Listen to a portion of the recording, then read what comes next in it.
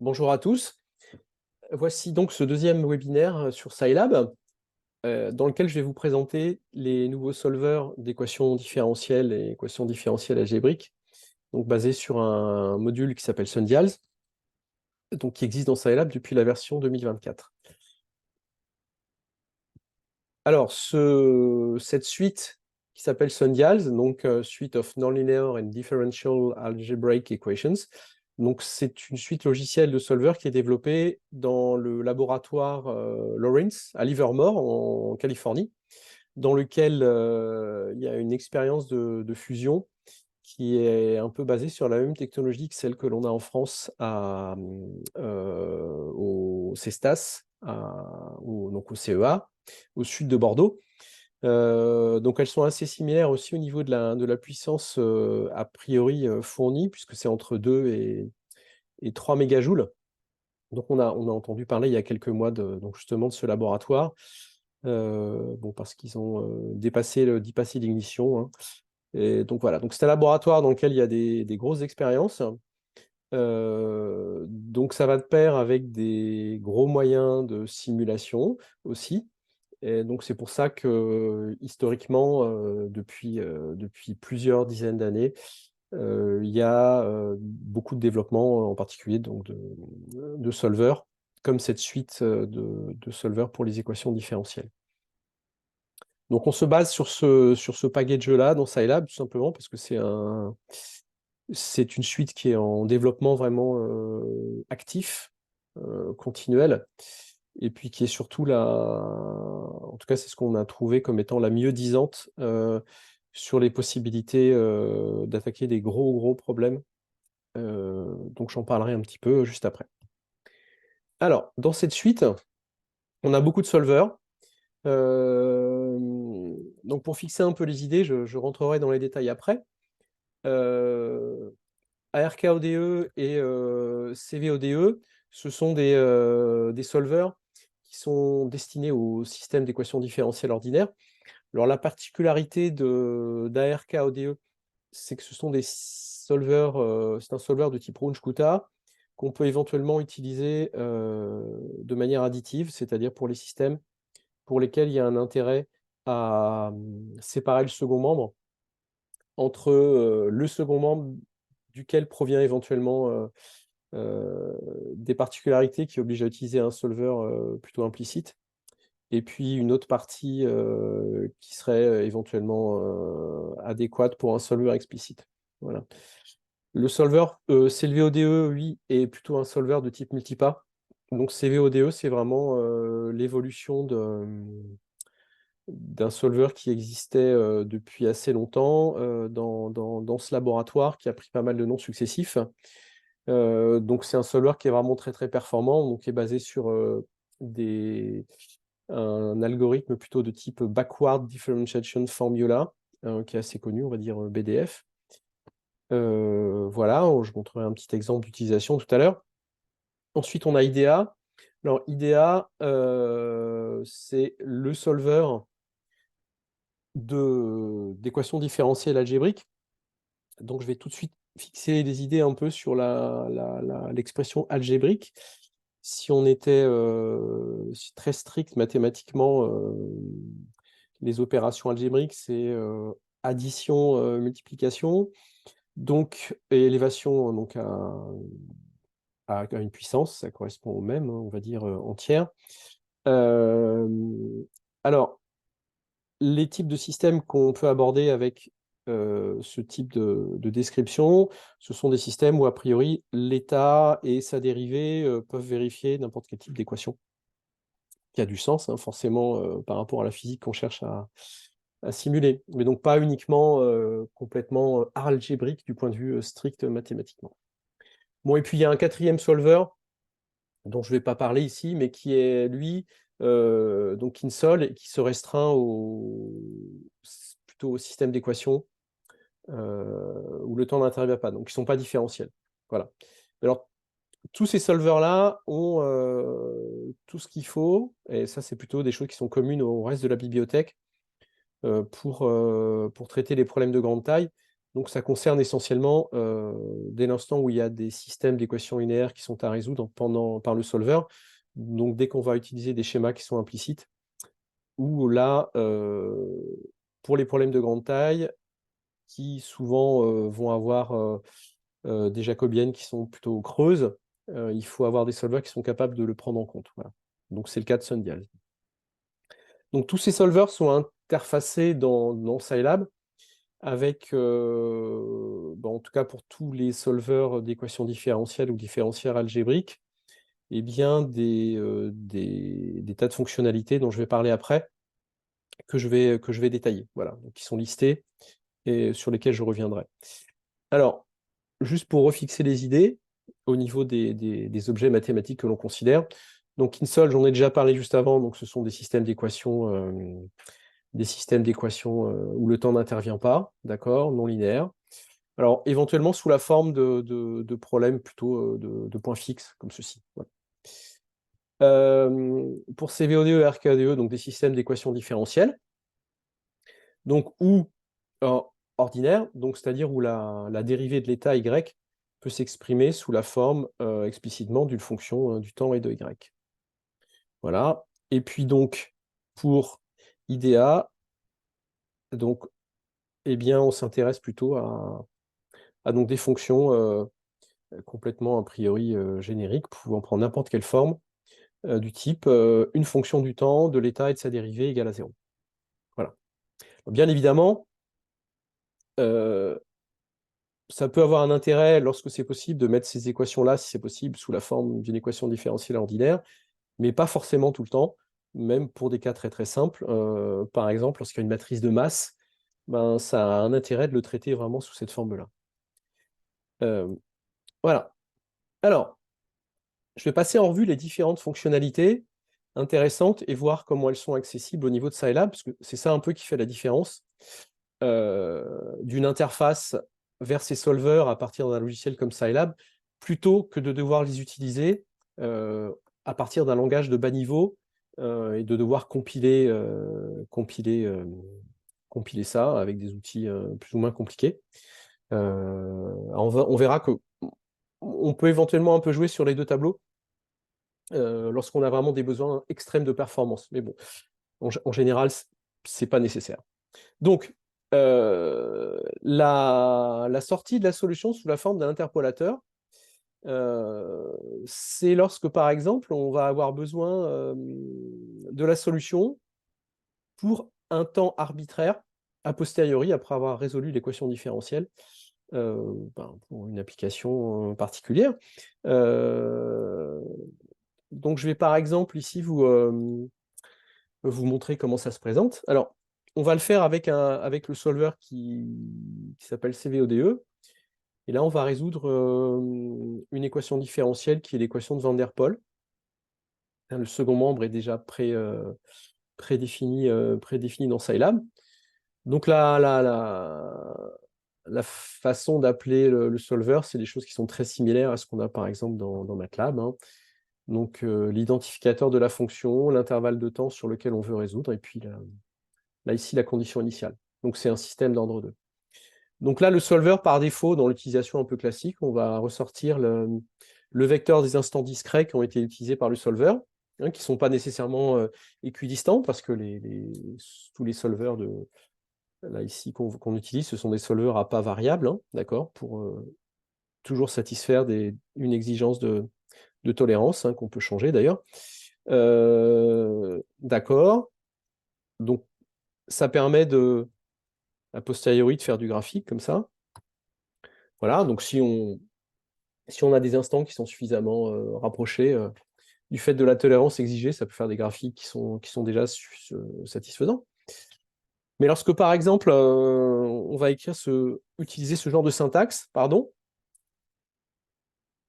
là, ici, ce que l'on va ressortir du solver, c'est ce que j'ai appelé interpolateur tout à l'heure. Donc là, c'est un peu plus que ça. On voit, c'est une variable de type structuré, avec beaucoup d'informations sur la façon dont le solver a travaillé. Donc là, on voit, ici, je n'ai pas spécialement précisé que je voulais la version implicite de CVODE. Donc là, il a utilisé un schéma multipas, mais qui est explicite, qui est le schéma d'Adams. qui apparemment était qui doit être suffisant pour le système que j'ai résolu. Ce que l'on peut voir, c'est que dans ce S, eh ben, en fait, je peux l'utiliser de la manière suivante. Par exemple, si je tape S de 0, on voit, j'obtiens la condition initiale. Donc ça sous-entend que pour n'importe quelle valeur du temps dans l'intervalle de résolution, en fait, je peux utiliser a posteriori en fait, les formules d'interpolation qui sont inhérentes au solver, hein, en fait, qui ont été construites petit à petit. Et là, tout simplement, qu'on conserve, en fait, pour pouvoir les utiliser pour toutes les valeurs de la valeur indépendante. Donc, par exemple, si je veux tracer la solution entre 0 et 5 de manière plus fine que ce que faisait le solver, ben, j'ai juste à lui dire ceci. Voilà. Voilà, donc ça, c'est des choses qui sont assez intéressantes. C'est particulièrement utilisé quand, par exemple, on fait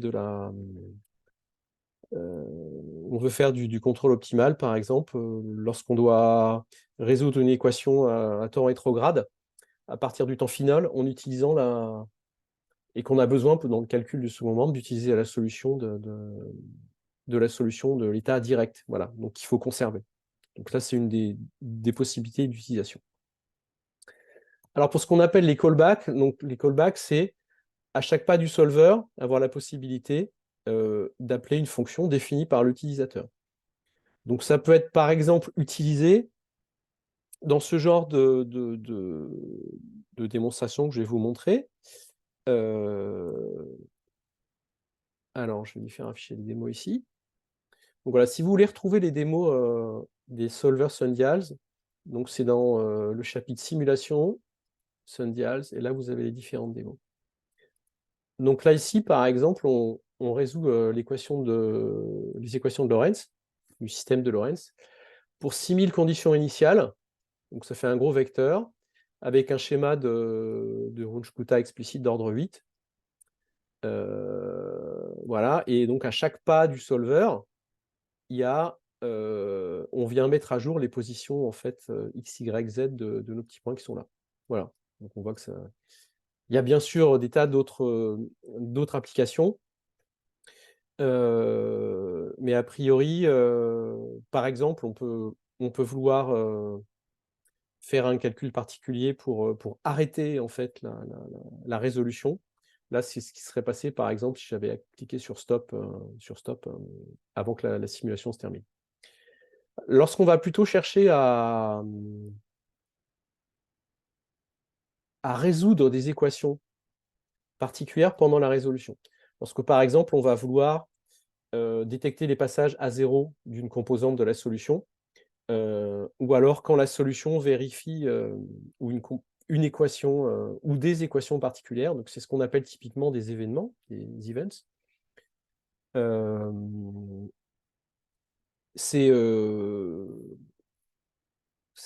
Ça peut se faire aussi tout simplement en spécifiant les fonctions qui doivent être annulées. Je peux vous le montrer sur typiquement, là je vais utiliser l'aide correspondante. Par exemple, là je reprends, c'est un exemple encore avec l'équation de Van der Pol.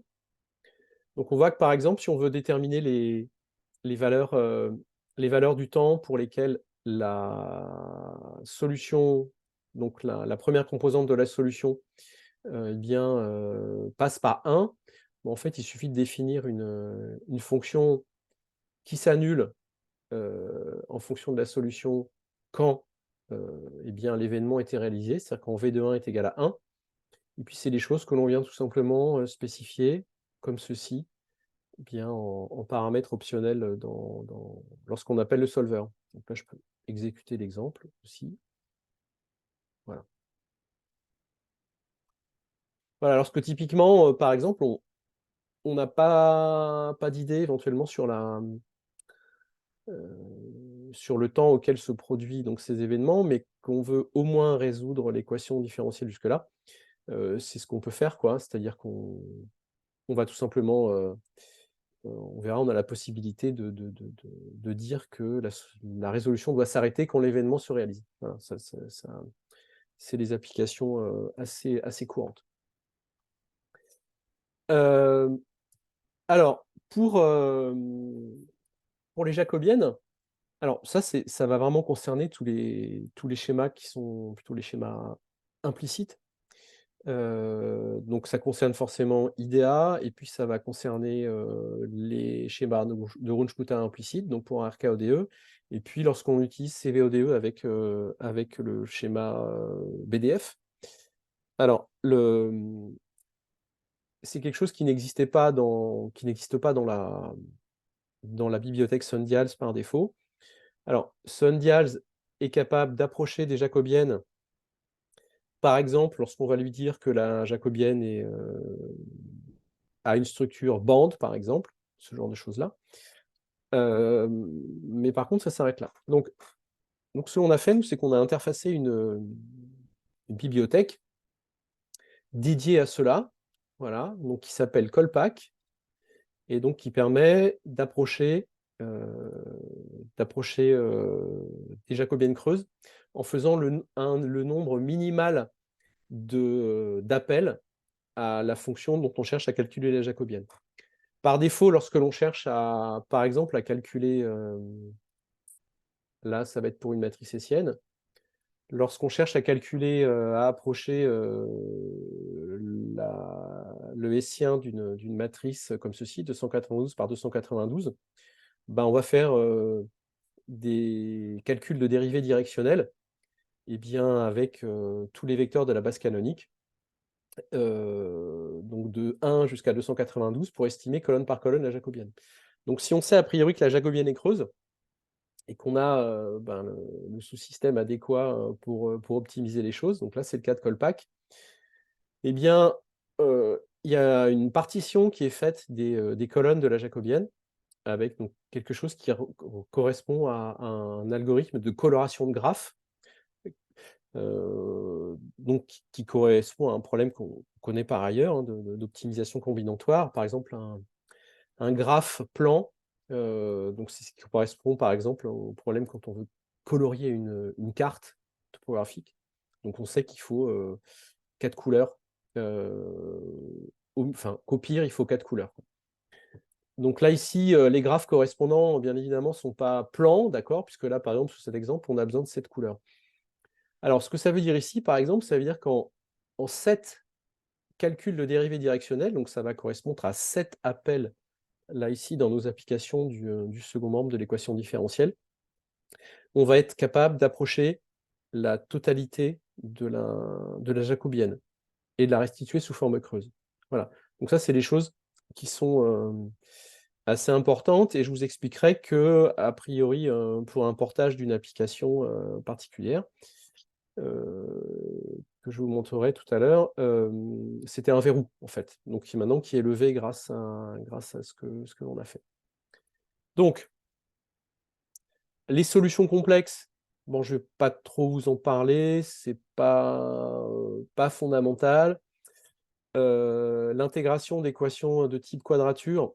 Alors, naïvement, lorsqu'on a besoin éventuellement d'intégrer une composante de la solution d'une équation différentielle, ce qui est bien, c'est de pas le faire a posteriori, c'est d'intégrer en fait, une variable supplémentaire dans le système d'équations, qui est en fait un intégrateur pur. Alors, lorsque l'on fait cela, par défaut, avec un solver standard, on a tendance à lui vraiment donner du travail un peu inutile.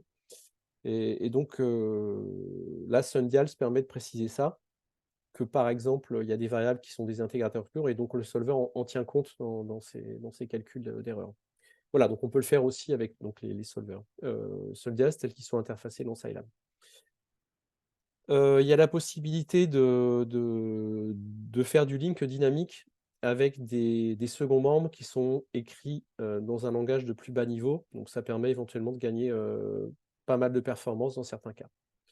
Là où je vais m'arrêter un petit peu, c'est sur les calculs de sensibilité. Alors, les calculs de sensibilité, c'est typiquement lorsque l'on a une équation différentielle ou un système d'équations différentielles algébriques qui dépendent d'un paramètre. D'accord? Voilà. Donc là, comme par exemple ici, P, qu'on a explicité dans les seconds membres. Alors, et ce que l'on cherche à calculer, c'est eh bien, la dérivée de la solution par rapport à ce paramètre. Donc ça peut être juste parce qu'éventuellement on est en train de faire une étude de sensibilité. Ça, c'est des choses qu'on fait dans pratiquement typiquement toutes les sciences de l'ingénieur qui ont des systèmes qui sont gouvernés par des équations différentielles ou différentielles algébriques. Euh, euh, Là, de manière, donc pour des applications plutôt qualitatives. Après, de manière plus quantitative, ben, c'est dans tous les problèmes d'identification de paramètres à partir de mesures donc, que l'on cherche à modéliser par des sorties de systèmes gouvernés par des équations différentielles. Voilà, alors c'est des choses que l'on peut faire en utilisant le simulateur comme une boîte noire, mais ça en général c'est très peu productif, en fait, c'est très consommateur de ressources, alors qu'il est bien évidemment possible de considérer l'intégration en fait de ces fonctions de sensibilité en même temps que les solutions initiales des deux systèmes. Donc c'est ce que fait Sundials de manière optimale. Je peux vous montrer un exemple qui est dans les démonstrations et qui se situe. Alors je retourne ici, Sundials. Voilà. Donc en fait, c'est un exemple où on identifie les paramètres.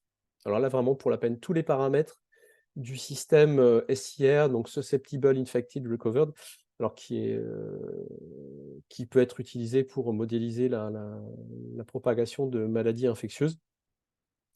Alors, ça peut servir à faire comprendre ce que c'est que le R0 dans l'épidémie de Covid, mais bon, c'est pas du tout adapté à ce type d'épidémie. Bon. Alors, on peut voir ici que ça marche plutôt assez bien. Donc, le code, en fait, est assez compact. On peut le voir ici. En particulier, alors j'attire votre attention là sur le second membre. Donc, on voit ici la liste d'appels telle que je vous l'avais présentée. Donc, on explicite vraiment ce paramètre-là, à la fois ici dans le second membre, et puis lorsque l'on vient résoudre l'équation différentielle, là, dans la fonctionnelle qui cherche à calculer l'écart au sens des moindres carrés entre la simulation et les observations. Donc on ajoute tout simplement une option qui dit qu'il y a un paramètre et que l'on va vouloir calculer en plus la sensibilité par rapport à ce paramètre. Donc la sensibilité, on la récupère dans un champ optionnel qui sort en même temps que le temps et l'état qui a été calculé. Et on récupère comme ça, à partir de cette fonction de sensibilité ici, par exemple, eh bien, là, ça va être la dérivée de l'observation que l'on fait par rapport aux paramètres. Ça nous permet de calculer en une seule instruction, en fait, là, ici, directement, le gradient de notre résidu d'observation par rapport aux paramètres. Voilà, donc ça, c'est quelque chose qui est assez pratique.